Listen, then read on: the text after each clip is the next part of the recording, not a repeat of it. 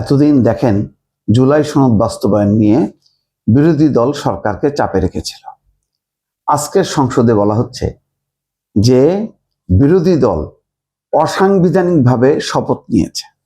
আরো বলা হচ্ছে সরকারি দলের পক্ষ থেকে যে জুলাই সনদ কোনো আদেশ বা আইন না, এটা বাস্তবায়ন করতে গেলে সংবিধান সংশোধন করতে হবে, আর সংবিধান সংশোধন করতে গেলে এটা সংসদেই করতে হবে। সুতরাং বাইরে থেকে কোনো চাপানো জিনিস অটোমেটিকভাবে সংশোধিত হয়ে গেল, বিষয়টা তেমন না।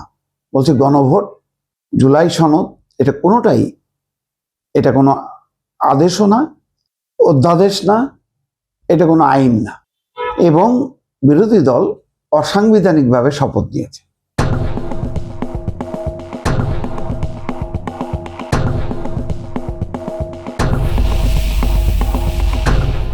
প্রশ্ন কিন্তু এসছে ইতিমধ্যে যে যদি এমপিরা দ্বিতীয় শপথ নেয় তাহলে প্রথম শপথ বাতিল হয়ে যায়। তাহলে কিন্তু যদি এখন নিশ্চয়ই আলোচনা আসবে, তাহলে প্রথম শপথ যদি বাতিল হয়ে যায় তাহলে এমপিশিপই তো থাকে না।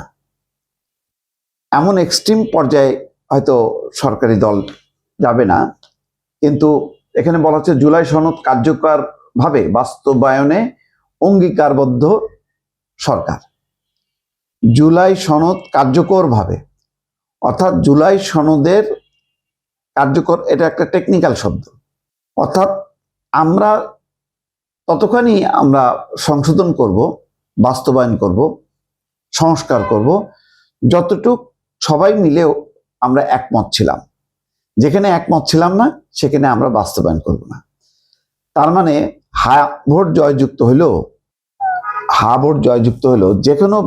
যেহেতু বিভিন্ন ধারা উপধারায় জুলাই সনদের 133টা যে অনুচ্ছেদ বা দফা, সেখানে নোট অফ ডিসেন্ট আছে, সেগুলো বিএনপি পাশ করবে না বা একমত না। স্বাভাবিকভাবে সেগুলো যদি সংসদে উত্থাপিত হয় তাহলে বিএনপির এমপিরা যদি ভোট না দেয় তাহলে সেটি বাস্তবায়িত হবে না।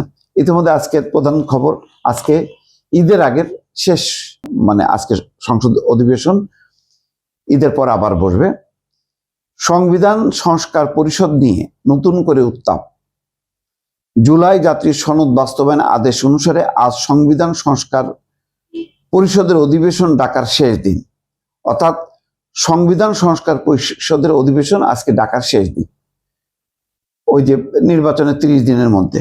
জামাত, এনসিপি সহ বিরোধী দলের সদস্যরা সংবিধান সংস্কার পরিষদের সদস্য হিসেবেও শপথ নিয়েছে। বিএনপি সদস্যরা সংবিধান সংস্কার পরিষদের সদস্য হিসেবে শপথ নেননি। সংবিধান সংস্কার পরিষদের অধিবেশন ডাকা না হলে আন্দোলনের হুঁশিয়ারি বিরোধী দলের। বিএনপি বলছে সংবিধান সংস্কার পরিষদ নিয়ে সংসদে আলোচনা হতে পারে, কিন্তু তারা যেহেতু শপথ নেয়নি সুতরাং তারা ডাকতে বাধ্য না। তার মানে ইতিমধ্যে কিন্তু এই ভেঙে গেল যে জুলাই সনদ বাস্তবায়ন এটা অধ্যাদেশ বা আইন না, অসাংবিধানিকভাবে শপথ নিয়েছে বিরোধী দল। এই যে কথাগুলো বলা হচ্ছে, জুলাই সনদ কার্যকরভাবে বাস্তবায়নে অঙ্গীকারবদ্ধ সরকার, সংসদে স্বরাষ্ট্রমন্ত্রী। 133টি অধ্যাদেশ বিশেষ কমিটিতে প্রেরণ, রিপোর্ট দিতে হবে 2রা এপ্রিল। তো এখন গণভোটের রায় বাস্তবায়ন করতে হলে সংবিধান সংশোধন করতে হবে। পুরো বিষয়টা কিন্তু এখন সংসদের উপর আসলো। এখন সংসদে যে কোনো প্রস্তাব আমরা জানি পাশ হতে গেলে এখানে সংখ্যাগরিষ্ঠ সদস্য যেদিকে মত দেবে সেটাই হবে। তো এখানে সংখ্যাগরিষ্ঠ মানে কি? নিরঙ্কুশ সংখ্যাগরিষ্ঠতা বিএনপির।